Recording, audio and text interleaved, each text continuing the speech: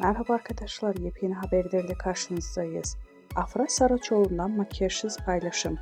Kısa süre önce ekranlara veda eden Yalı Çapkını dizisinde Seyran karakterini canlandıran Afra Saraçoğlu, sosyal medya paylaşımlarıyla da adından söz ettiriyor. Ünlü oyuncu son olarak doğal haliyle objektiflerin karşısına geçti. Afra Saraçoğlu oyunculuk performansı olduğu kadar sosyal medya paylaşımlarıyla gündeme geliyor. Ünlü oyuncu son paylaşımda doğal halini gözler önüne serdi. Sosyal medyada Afra Saraçoğlu'nun makyajsız hali büyük ilgi gördü. Öte yandan Paris Moda Haftası'nda konuk olan Afra Saraçoğlu son olarak davetli olduğu Miami'deki etkinlikte boy göstermişti.